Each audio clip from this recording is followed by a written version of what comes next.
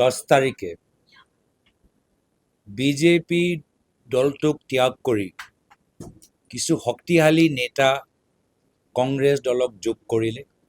আজিও এই মাহৰ 10 তাৰিখে বিজেপি দলটোক ত্যাগ কৰি আজি কংগ্ৰেছ দলক যোগ কৰিছে প্ৰাক্তন বিধায়ক কাৰ্তিক সিনহা ডাঙৰীয়া আৰু তেখেতৰ লগত বহুত কেইজন সতীৰ্থসকল আহিছে।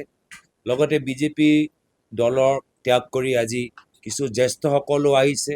গোপাল প্ৰধান ডাঙৰীয়া তিনিচুকীয়া জিলাৰ পৰা, লগে লগে আজি ঢেকীয়াজুলিৰ পৰা এটা শক্তিশালী আমাৰ মানুহবোৰ আজি ইয়াত আহিছে, নেতাসকল আজি ইয়াত আহিছে।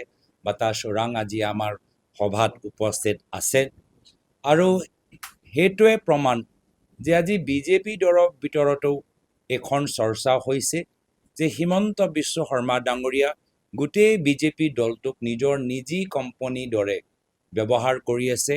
গোটেই বিজেপি দলৰ আদৰ্শখিনিক আজি ব্ৰহ্মপুত্ৰ নদীত পেলাই আজি তেওঁলোকে এটা প্ৰাইভেট লিমিটেড কোম্পানী যোগেদি মাত্ৰ নিজৰ পৰিবাৰ আৰু নিজৰ কিছু ঘনিষ্ঠসকলৰ পৰিবাৰক মাটি ধন দি আৰু আঁচনি সুবিধা দি তেওঁলোকক সহায় কৰি আছে।